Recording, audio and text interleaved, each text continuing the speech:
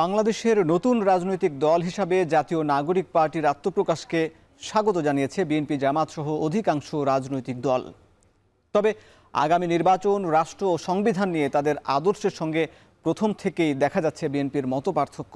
BNP ও ছাত্রদের গঠিত নতুন দলের মধ্যে এমন মতপার্থক্য থাকলে জাতীয় ঐক্য নিয়ে প্রশ্ন থেকেই যায়। বিএনপির এমন অবস্থান নিয়ে জাতীয় নাগরিক পার্টির বক্তব্য শুনবো আজকের ভোটের ট্রেনের সঙ্গে আছি আমি হাসিব বিল্লাহ।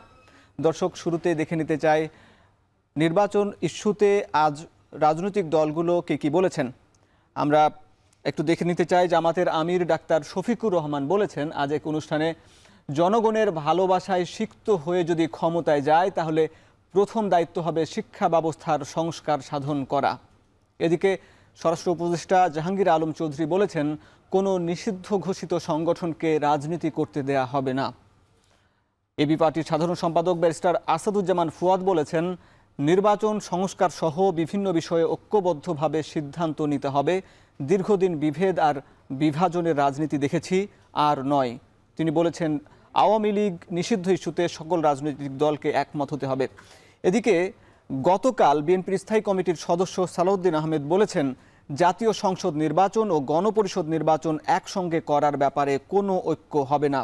রাজনৈতিক দলগুলো যখন ঐক্যের ব্যাপারে কথা বলছেন, দেশে যখন গণঅভ্যুত্থানের পরে ঐক্য নিয়ে আলাপ আলোচনা হচ্ছে, সংস্কার নিয়ে আলাপ আলোচনা হচ্ছে, তখন জাতীয় সংসদ নির্বাচন এবং গণপরিষদ নিয়ে একসঙ্গে ঐক্য করার ব্যাপারে দ্বিমত রয়েছে বিএনপির। দর্শক, জাতীয় নাগরিক পার্টি যেদিন আত্মপ্রকাশ করে সেদিনই বলেছিল এই নতুন রাজনৈতিক দল একসঙ্গে গণপরিষদ নির্বাচন চায় এবং একসঙ্গে সেকেন্ড রিপাবলিকের দাবি করেছে। এমন বিষয়ে বিএনপি আপত্তি জানিয়েছে। এই বিষয় নিয়ে আমরা আরও আলাপ করব। আমাদের সঙ্গে আলোচনায় যুক্ত হয়েছেন জাতীয় নাগরিক পার্টির যুগ্ম সদস্য সচিব তাহসিন রিয়াজ। যুক্ত হচ্ছে তার সঙ্গে। তাহসিন রিয়াজ, স্বাগত আপনাকে এখন টিভির ভোটের ট্রেনে। গতকাল বিএনপি নেতা সালাউদ্দিন আহমেদ বলেছেন, আপনি নিশ্চয়ই জানেন যে তিনি এও বলেছেন যে ব্যাপক সংশোধনী এনে সেটাকে নতুন সংবিধান বলতে পারি, কারো মন চাইলে সেকেন্ড রিপাবলিকও বলতে পারি, অসুবিধা নাই। আপনার কাছে প্রশ্ন যে এই যে এত সংশোধনী হচ্ছে বা সংশোধনীর জন্য আলাপ আলোচনা হচ্ছে, এটা কি আসলে এটাই কি সেকেন্ড রিপাবলিক, নাকি সেকেন্ড রিপাবলিকের অন্য কোনো ব্যাখ্যা আছে আপনাদের কাছে? ওকে, আমরা প্রথমত যারা আমার সাথে যুক্ত হয়েছেন তাদেরকে আন্তরিকভাবে ধন্যবাদ জানাই। এখন টিভিকে ধন্যবাদ জানাই আমাদের কথাগুলো সাধারণ মানুষের কাছে পৌঁছে দেওয়ার জন্য। দেখুন, সংবিধান সংশোধন একটি প্রক্রিয়া, যে প্রক্রিয়াটি আসলে গঠিত হয় বা সংগঠিত হয় হচ্ছে সংসদ সদস্যদের দ্বারা। আর সেকেন্ড রিপাবলিক বা হচ্ছে নতুন ঘোষণাপত্র, এই নতুন ঘোষণাপত্রের যে ফর্মুলা বা প্রসেস, এই প্রসেস কিন্তু একটু ভিন্ন। এটি আমাদেরকে একটু বুঝতে হবে। আমরা যখন বিভিন্ন দেশের বিপ্লবগুলো আমরা যখন দেখব, ফ্রান্স রেভলিউশন থেকে শুরু করে আমরা যদি কিউবা, আমরা যদি স্পেন না আদার জায়গাগুলোর আমরা যদি বিপ্লবগুলোকে আমরা যদি খুব কাছ থেকে একটু ফলো করার চেষ্টা করি, আমরা দেখব যে বিপ্লবের পর আগের যে কনস্টিটিউশন, এই কনস্টিটিউশনটা কিন্তু ডিসলভ হয়ে যায়। কারণ কি? কারণ হচ্ছে যে বিপ্লবটা কেন সংগঠিত হয়? সাধারণ মানুষ একত্বতা প্রকাশ করে, সাধারণ মানুষ সংঘবদ্ধ হয়ে যখন প্রচলিত যে ধ্যান ধারণা, একটি রাষ্ট্র প্রচলিত যে সিস্টেম, এই সিস্টেমকে ডিনাই করে, যখন সাধারণ মানুষ কণ্ঠ মিলিয়ে যখন বলে যে প্রচলিত এই ব্যবস্থা, এই ঘুণে ধরা সিস্টেম, এটি ফাংশনাল না, তখন কিন্তু এই ডিমান্ড নতুন একটি ঘোষণাপত্র বা নতুন একটি রিপাবলিকেশন এটাকে হচ্ছে আলাদা করে একটি দাবির জায়গায় নিয়ে যায়। তো আমরা কিন্তু এই জন্য বারবার বলেছি যে দেখুন, আমরা 5ই আগস্টের মধ্য দিয়ে যে বিপ্লব সংগঠিত হয়েছে, সারা বাংলাদেশের মানুষ যেমন করে রাস্তায় নেমে এসে এই বাংলাদেশের প্রতিটি প্রান্তে আনাচে কানাচে দাঁড়িয়ে নতুন যে বাংলাদেশের শব্দ উচ্চারিত করেছে, সেই শব্দ উচ্চারিত হওয়ার কিন্তু যে কার্যক্রম কিন্তু পরিচালিত হতে হলে আমাদের কিন্তু সেকেন্ড রিপাবলিক লাগবে। এবং নতুন করে আমাদের বাংলাদেশের গঠন করার জন্য, গুছিয়ে সামনের দিকে এগোনোর জন্য আমাদেরকে কিন্তু একত্রে এই কার্যক্রমের দিকেই এগোতে হবে। এটি বিপ্লবের বিপ্লবের হচ্ছে স্বীকৃতিপত্র। এটি বেসিক্যালি বিপ্লবকে, পৃথিবীর ইতিহাসে সবসময় বিপ্লবকে সিকিউর করেছে। এখন প্রশ্ন থাকতে পারে যে তাহলে কি এটি কি শুধু আমরা চাচ্ছি? এটি তো আমরা শুধু চাচ্ছি না, সাধারণ মানুষের দাবি এটি। আপনি যখন নতুন বাংলাদেশের কথা বলছেন, আপনি এই যে সংশোধনীর কথা বলবেন, আপনি যদি আজকে সংসদে বসে একটি সংশোধনী নিয়ে আসেন, আগামীকাল কিন্তু আরেকজন এসে সেই সংশোধনীকে কিন্তু চেঞ্জ করে দিতে পারে। এটি কিন্তু আমরা দেখেছি ইতিপূর্বে।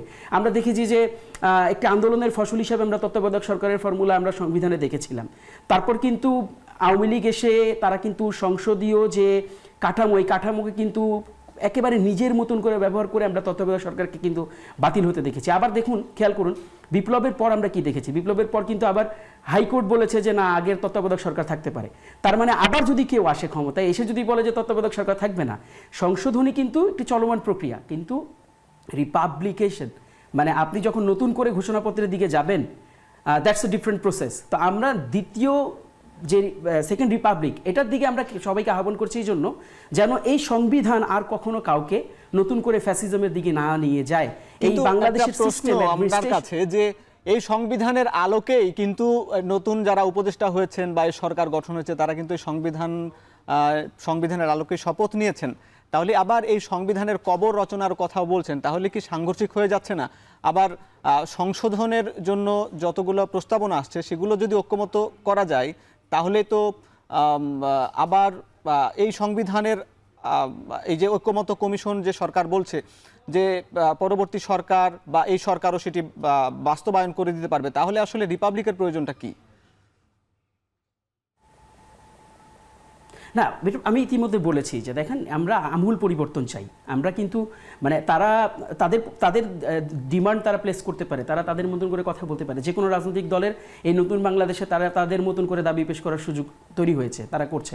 আমরা বারবার বলেছি যে দেখুন, আমরা কাঠামোগত জায়গায় আমরা সাংবিধানিক এমন কোনো জটিলতা আমরা রেখে দিতে চাই না, এমন কোনো পরিস্থিতি আমরা রেখে দিতে চাই না যে পরিস্থিতিগুলোকে ব্যবহার করে সামনের দিনে নতুন ফ্যাসিজম তৈরি হবে। আর আপনি যে কন্ট্রাডিকশনের কথা বলেছেন, সেই কন্ট্রাডিকশনটি মূলত নেই। আমরা যখন দেখেছি যে বিপ্লবের পরবর্তী সময়ে এটি কিন্তু রাষ্ট্রের বিচার বিভাগ কিন্তু এটিকে সিকিউর করেছে। আমাদের এখন যেই উপদেষ্টা পরিষদ কিন্তু এখন আছে, এটি রাষ্ট্রের বিচার বিভাগ দিয়ে কিন্তু স্বীকৃত। রাষ্ট্রপতি যখন একটি আর্জেন্সি ক্লেম করেছে, আর্জেন্সির বিপরীতে কিন্তু বিচার বিভাগ এটিকে সমর্থন করে কিন্তু এটার পক্ষে রায় দিয়েছে। কাজেই দুটি আলাদা ইনস্টিটিউট, এখন এই আলাদা ইনস্টিটিউট থাকা অবস্থাও কিন্তু আমরা রিপাবলিকে যেতে পারি, আমরা নতুন ঘোষণাপত্রের দিকে এগুতে পারি। এখানে খুব বেশি জটিলতা তৈরি হওয়ার কোনো সুযোগ নেই। বরং আমাদের এখানে সদিচ্ছার অভাব রয়েছে। আমরা কেন যেন আমরা নতুন বাংলাদেশের ক্ষেত্রে, নতুন সংবিধানের ক্ষেত্রে আমরা যেন যেই সাধারণ মানুষরা যেই স্পৃহা নিয়ে এই আন্দোলনকে গঠন করেছে, এই আন্দোলনকে সংগঠিত করেছে, তারা নতুন বাংলাদেশের স্বপ্নে যেমন করে নিজেদেরকে বিলিয়ে দিয়েছে, আমরা কেন যেন সেখান থেকে বারবার সরে আসার চেষ্টা করছি। বরং এখানে আমরা যদি একটু উদারতা দেখাই, আমরা যদি আগামী প্রজন্মের কথা চিন্তা করি, নতুন বাংলাদেশের কথা চিন্তা করি, আমার মনে হয় না যে কোনো দল সত্যিকার অর্থেই যদি সত্যিকার অর্থে দেশের মানুষের কথা ভাবে, তারা এটির বিরোধিতা করবে। বরং এটি তাদের রাজনীতির একটি মানে কৌশল বা এটি তাদের রাজনীতির একটি অংশ হতে পারে।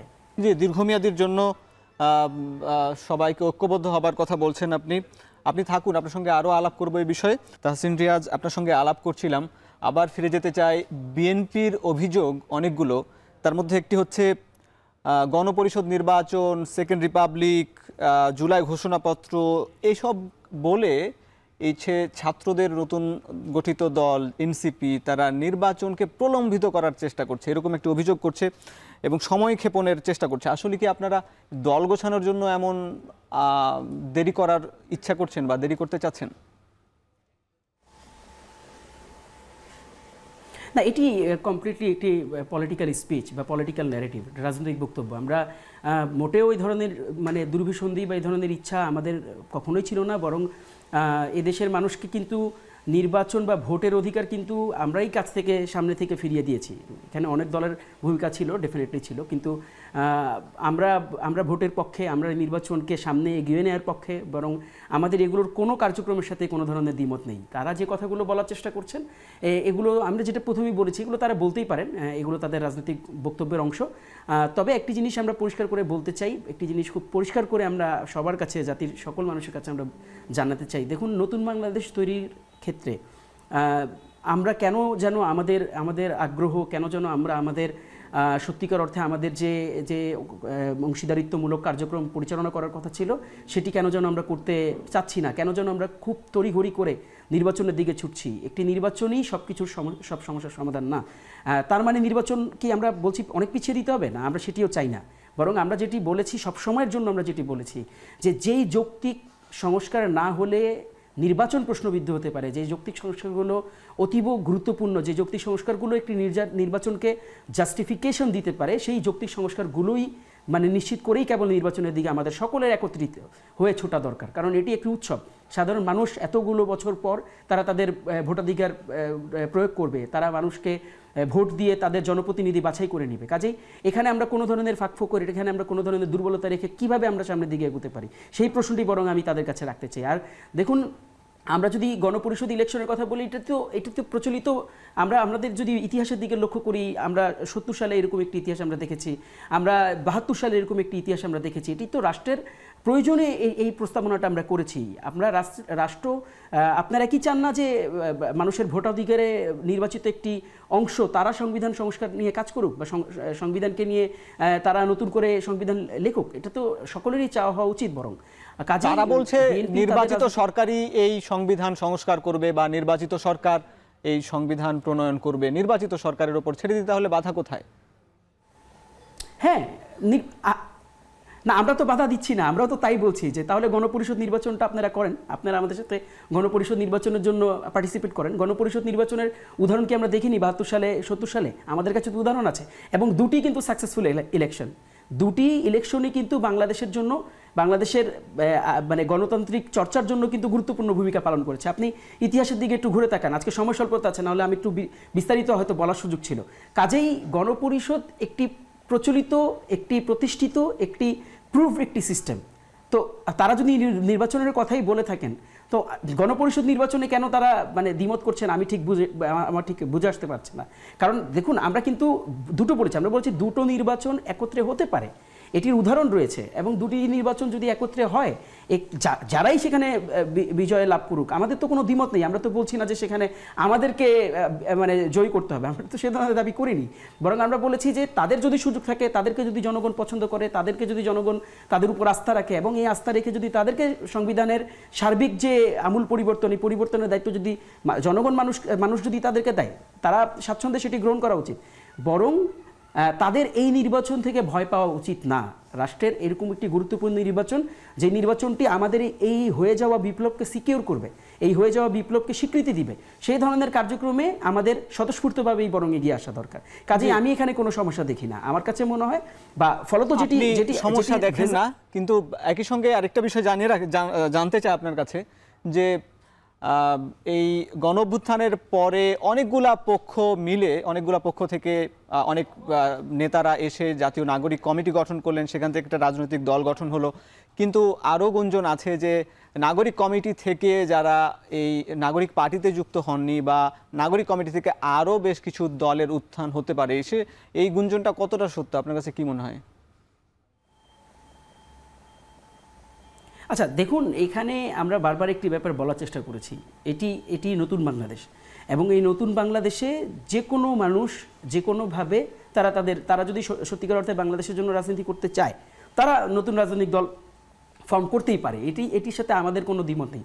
তবে যদি সত্যিকার অর্থে আমাদেরকে এটি বলতে হয় যে এই আন্দোলন থেকে হয়ে আসা বা এই আন্দোলনের এই আন্দোলনের সবচেয়ে বেশি কন্ট্রিবিউশন যদি কোনো রাজনৈতিক দলের কথা আপনাকে বলতে হয়, সেটি জাতীয় নাগরিক পার্টির কথাই আপনাকে বলতে হবে। কারণ আন্দোলনের সম্মুখ ভাগের একেবারে সামনের দিকে দাঁড়িয়ে যারা তাদের জীবন বিলিয়ে দিয়ে, যারা সর্বোচ্চ মানে আপনার ক্ষতির মুখে একেবারে নিজেকে দাঁড় করিয়ে যারা এই আন্দোলনকে সফল করেছেন, তারা কিন্তু জাতীয় নাগরিক পার্টির সাথে তাদের অবস্থান রয়েছে। কাজেই এখানে আরও অনেক পক্ষ থাকতে পারে, তারা তাদের মতন করে রাজনৈতিক দল গঠন করতে পারে, তারা এই গণতান্ত্রিক প্রক্রিয়ার অংশ হিসাবে তারা নির্বাচনের দিকে এগোতে পারে। আমরা তো দেখেছি এটি শুধু জাতীয় নাগরিক পার্টি থেকে হয়ে আসা দল না, আমরা তো এই 5 তারিখের পর অসংখ্য নতুন রাজনৈতিক দলকে আমরা বাংলাদেশের মাঠে কিন্তু আমরা পেয়েছি। কাজেই এটার গুঞ্জন কতটুকু আছে, বরং আমি সেভাবে সেই প্রশ্নের উত্তর দেওয়া থেকে আমি বরং এটি বলতে স্বাচ্ছন্দ্য বোধ করব যে এই স্বাধীন বাংলাদেশে যে কারো রাজনৈতিক দল গঠন করার সুযোগ আছে, যে কারো রাজনৈতিক দলের গঠন করার সুযোগ আছে। আপনার কাছ থেকে জানলাম